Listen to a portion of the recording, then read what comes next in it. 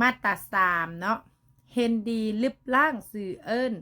3ชนชาติหรือ3ชนเผ่าใหญ่คือลาวลุมลาวเทิงและลาวสูงมาตราที่สบายดีซึมบายเลยทุกคนข้าพเจ้าสื่ออีเดนแก้วหรือหลายคนหูจักในนามแม่แก้วมะกะมุต่างแดนในวิดีโอนี้ก่อนอื่นก็ต้องขอแสดงความนับถือและขอขอบใจทาง FC เนาะที่ว่าได้ส่งเอกสารมติตกลงจากสภาแห่งชาติเกี่ยวกับการรับรองเอาชื่อเอิ้นและจำนวนชนเผ่าในประเทศลาวเนาะซึ่งว่าแม่แก้วก็ได้รับมาโดนแล้วแต่บ่มีโอกาสหรือว่าได้มาอ่านมื้อนี้ก็เลยคิดว่าอยากออกมานำเสนอมาเผยแพร่และอยากเป็นส่วนหนึ่งที่ได้ออกมาเว้าเกี่ยวกับเรื่องชนชาติชนเผ่าเนาะเพราะว่าแม่แก้วเคยเฮ็ดวิดีโอที่ผ่านมาก็เพื่อป้องกันการเข้าใจผิดแล้วแม่แก้วก็อยากออกมาชี้แจงออกมาแลกเปลี่ยนบทเรียนเอกสารที่แม่แก้วได้รับมานี่มี2ฉบับเนาะซึ่งว่าฉบับหนึ่งออกในวันที่24พฤศจิกายนปี2028และอีกฉบับหนึ่งออกในวันที่5เดือน12ปี2018ซึ่งว่า2008ได้มีการรองรับมี49ชนเผ่าและมี4หมวดภาษาแล้วก็2018ได้เพิ่มอีก1ชนเผ่าเป็น50ชนเผ่านะในปัจจุบันนี้ถ้าว่ามีหยังเปลี่ยนแปลงหรือว่าผู้ใดหากมีเอกสารที่อัปเดตนั้นในปัจจุบันก็อย่าลืมมาแลกเปลี่ยนบทเรียนนำกันได้เนาะซึ่งว่าแม่แก้วก็ได้รับตัวนี้จากทานที่บ่ขอผสมออกนามเนาะซึ่งว่ามันก็มีอยู่ในเว็บไซต์ของสภาแห่งชาติเช่นเดียวกันเพราะฉะนั้นมื้อนี้ในนามแม่แก้วเนาะเป็นผู้หนึ่งที่ได้มีเงื่อนไขและมีโอกาสได้เว้าเกี่ยวกับเรื่องการเรียกร้องสื่อมาหลายวิดีโอแล้วแต่ก็ยังเห็นหลายฐานยังมีความเข้าใจผิดหรือว่าอาจจะเป็นประวัติศาสตร์ยุคเก่าหรือแม้แต่แม่แก้วเองนะมื้อนี้เป็นวันที่30เดือน9ปี2025แล้วถ้านับตั้งแต่มื้อที่เซ็นสัญญาออกมา2008ก็ถือว่าหลายปีผ่านมาแต่การเข้าใจเรื่องภาษาบ่การเข้าใจเรื่องชนชาติชนเผ่าก็ยังมีการเข้าใจผิดอยู่เพราะฉะนั้นมื้อนี้แม่แก้วก็เลยว่าอยากขออนุญาตเนาะมาเผยแพร่มาอ่านเพื่อว่าเฮาทุกคนจะได้รับรู้ไปนำกันว่าการเปลี่ยนแปลงแต่ละสมัยหั้นมีหยังแด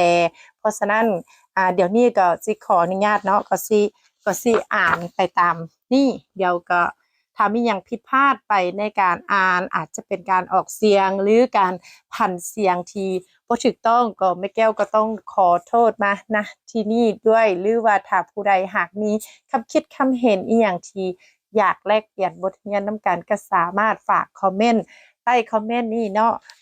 เอกสาร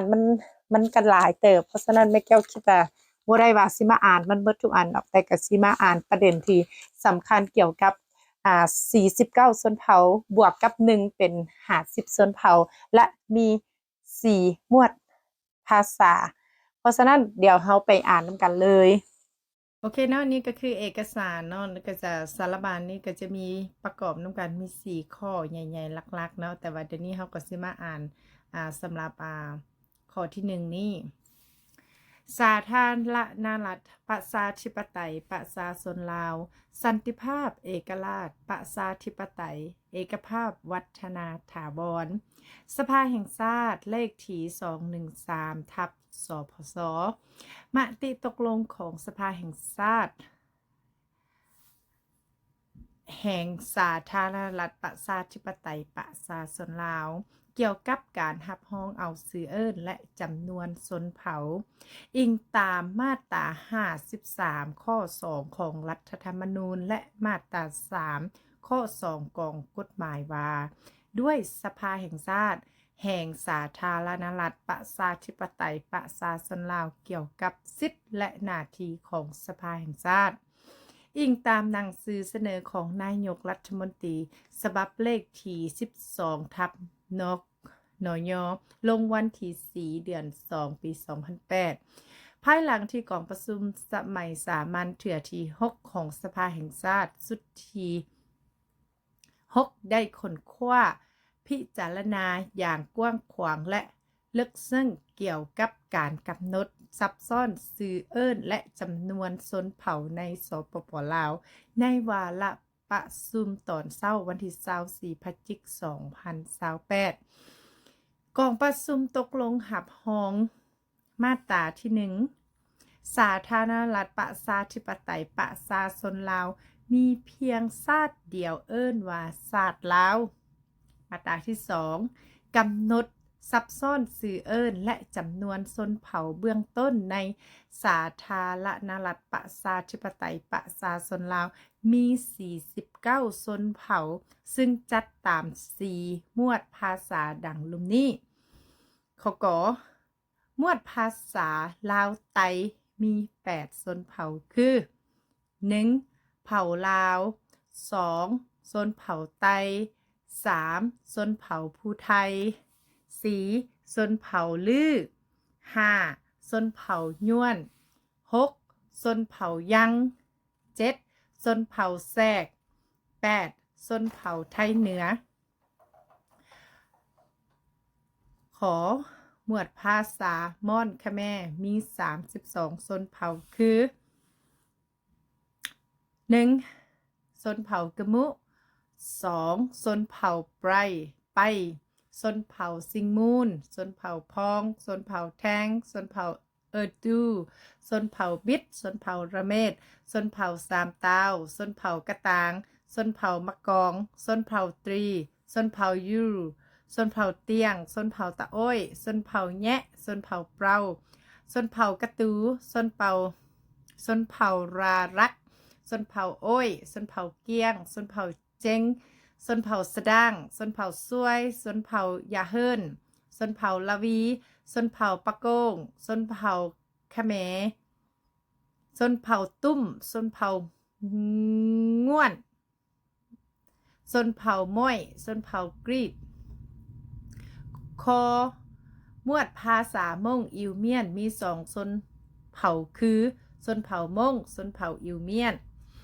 หมวดภาษาจีนติเบตมี7ชนเผ่าคือชนเผ่าอาคาชนเผ่าผู้น้อยชนเผ่าลาหู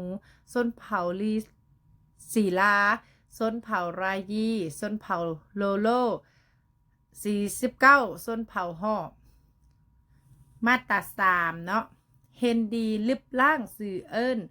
3ชนชาติหรือ3ชนเผ่าใหญ่คือลาวลุมลาวเทิงและลาวสูงมาตราที่4มติตกลงฉบับนี้มีผลศักดิ์สิทธิ์นับตั้งแต่มือลงลายเซ็นเป็นต้นไปนครหลวงเวียงจันทร์วันที่24พฤศจิกายน2028สภาแห่งชาติซึ่งประธานก็คือฐานทองสิงห์ธรรมวงศ์นั่นเองเนาะสำหรับเอกสารตัวนี้ก็ออกตั้งแต่ปี2008แล้วและยังจะมีเอกสารตัวหนึ่ง2018ที่ว่าหับห้องเอาชนเผ่าบรูมาเป็น50ชนเผ่านะในปัจจุบันถ้าผู้ใดหากมีเอกสารที่อัปเดตเนาะตัวนี้2008 2018แล้วเดี๋ยวนี้มันเป็น2025แล้วถ้าว่าทุกอย่างยังเป็นตามนี้ก็เขาก็นำไส้ไปตามนี้ถ้าว่าทุกอย่างมีการเปลี่ยนแปลงก็สามารถมาแบ่งปันกันเนาะตัวนี้ก็จะเป็นการแลกเปลี่ยนบทเรียนกันสำหรับวิดีโอนี้ไม่แก้วกันน่าจะอ่านแต่สำนันเพราะว่ามาอยากมาชี้แจงเรื่องว่ามาตรา3เห็นดีลิบล่างซื้อเอิ้น3ชนชาติหรือ3ชนเผ่าใหญ่คือลาวลุมลาวเทิงและลาวสูงหั่นพวกเฮาลิบล่างแล้วก็แสดงว่าบ่ใส่แล้วต่อไปก็การเอิ้นลาวเทิงบ่มายังหั่นมันถ้าว่าผิดบ่มันก็บ่ผิดเพราะมันเป็นชื่อเอิ้นในสมัยเก่าแต่นะปัจจุบันพวกเฮาเป็นคือหมู่พวกเฮาก็ฮ้องกันตามชื่อที่พวกเฮาห้องหรือว่าเอกสารกันก็ถือว่าเป็นการดีเนาะเป็นการให้เกียรติกันแต่ละชนเผ่าโอเคเนาะอันนี้ก็จะให้เบิ่งคร่าวๆว่าเอกสารฉบับนี้มีประกอบมีอย่างใด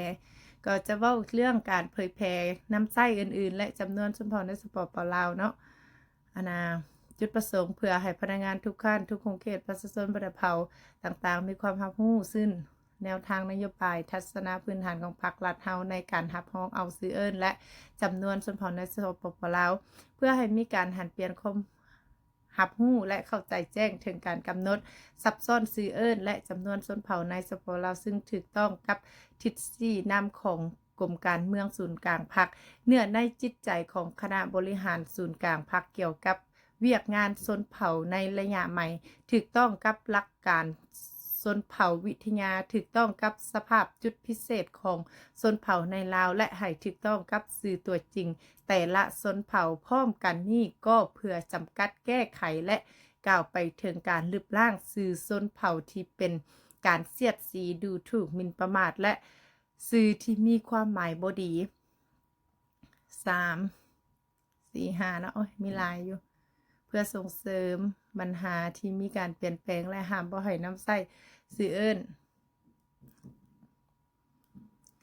วิธีจะตั้งปฏิบัติเสนอให้คณะนำกระทรวงการท่องเที่ยวก็ชื่อว่าเป็นการเผยแพร่เนี่ยเนาะก็มีการอนุญาตให้การเผยแพร่เพราะฉะนั้นแม่แก้วก็ในนามเป็นคนชนเผ่าผู้หนึ่งแล้วก็เป็นคนลาวที่มาจากประเทศลาวชนเผ่าขมูแล้วก็เป็นอีกคนหนึ่งที่เคยเฮ็ดวิดีโอเกี่ยวกับการออกมาเว้าเรื่องชนชาติชนเผ่ากับแม่แก้วกันเลยว่าอยากขออนุญาตมาเผยแพร่เนาะเพราะว่าตัวนี้ก็อยากให้ทุกคนได้รับรู้เป็นเอกสารกันเท่าเทียมกันเนาะทุกภาคทุกแขวงเห็นบ่เขาเจ้าก็ยังเว้านี่เด้ภายหลังเผยแพร่แล้วเสนอให้ทุกกระทรวงองค์การเทียบเท่าบรรดาแขวงนครหลวงและทุกภาคส่วนที่เกี่ยวข้องแต่ศูนย์กลางลงหอดท้องถิ่นเพื่อสร้างสถิติแยกชนเผ่าให้จัดแจ้งเพื่อจะได้นำเข้าในการวางนโยบายต่างๆบ่ให้ใส่ชนชาติชนเผ่าลาวลุ่มลาวเทิงและลาวสูงเข้าในการเก็บกำสถิติอีกต่อไปเสนอให้คณะนำขั้นกระทรวงการเทียบ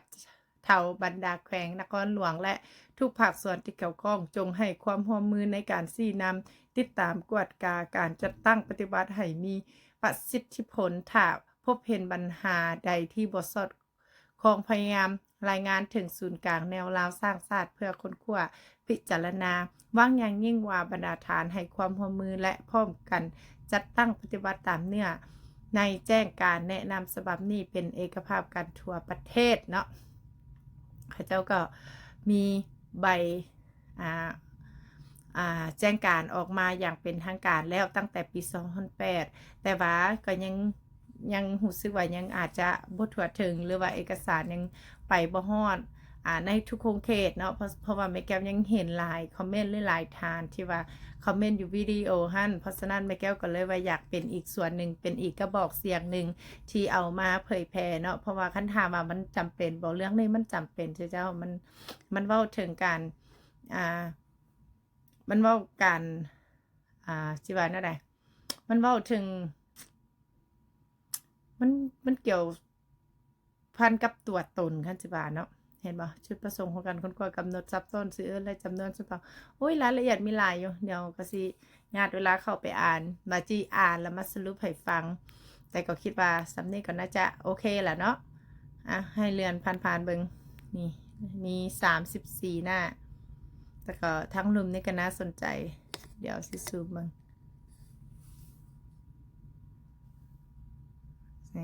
การกำหนดซับซ้อนชื่อจำนวนชนเผ่าในสปปลาว8เผ่าไตชนเผ่าลือชนเผ่าย้วนชนเผ่าแซงชนเผ่าไทยเหนือมอนคาเมนมี32โอเคเนาะก็สิแม่นประมาณนี้เดี๋ยวสิเพิ่มอีกอีกมันมีแจ้งการอีกฉบับหนึ่งเดี๋ยวสิเข้าไปเบิ่งตัวนั้นแล้วก็สิอ่านตัวนั้นเองโอเคเนาะตัวนี้ก็จะเป็นมติของกองประชุมสภาแห่งชาติว่าด้วยการรับรองชนเผ่าบรูเนาะชนเผ่าบรูนี่มาก็จะเป็น50เนาะซึ่งว่าตัวนี้จะออกในวันที่ วันที่5 เดือน 12 2018เพราะว่า2008หันมันมี49ชนเผ่าเอาอีกชนเผ่าหนึ่งมาเพิ่มก็มาเป็นรับรองเห็นบ่กองประชุมตกลงไม่แก้วขอข้ามเนาะอ่านไม่แก้วข้ามลงมามาตรา1รับรองชนเผ่าบรูจัดอยู่ในหมวดภาษามอนคาเมมาตรา2รับรองจำนวนชนเผ่าในสหรัฐ ในสาธารณรัฐประชาธิปไตยประชาชนลาวจาก 49 ชนเผ่ามาเป็น 50 ชนเผ่ามาตรา 3 มอบให้รัฐบาลศูนย์กลางแนวร่วมสร้างชาติและทุกภาคส่วนที่เกี่ยวข้องจงรับรู้และจัดตั้งปฏิบัติมติฉบับนี้อย่างเข้มงวดมาตรา 4 มอบให้คณะประจำสภาแห่งชาติกรรมาธิการบรรดาเผ่าและสภาประชาชนขั้นแขวงสมาชิกสภาแห่งชาติและสมาชิกสภาประชาชนขั้นแขวงที่เกี่ยวข้องเอาใจใส่ติดตามกวดการจัดตั้งปฏิบัติมติฉบับนี้ตามภาระบทบาทและขอบเขตสิทธิหน้าที่ของตนอย่างเข้มงวดมาตรา 5 มติฉบับนี้มีผลศักดิ์สิทธิ์นับตั้งแต่วันลงลายเซ็นเป็นต้นไปเนาะสภาแห่งชาติปานิยาทอตู้อันนี้ก็จะเป็น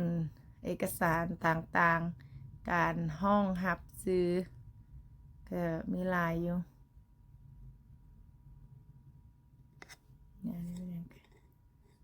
บรรดาชนเผ่าที่มีภาษาปากเว้าและวัฒนธรรมคล้ายคือชนเผ่าบรูประกอบมีชนเผ่ามะกองชนเผ่ากระตางชนเผ่าตีชนเผ่าปะโก้ชนเผ่าตะโอ้ยและชนเผ่าสวยแต่ในระยะผ่านมาจำนวน6ชนเผ่าดังกล่าวทางสภาแห่งชาติได้รับรองเป็นชนเผ่าเฉพาะแล้วและจำนวน6ชนเผ่าดังกล่าวคือชนเผ่ามะกองชนเผ่ากระตางชนเผ่าตรีชนเผ่าปะโก้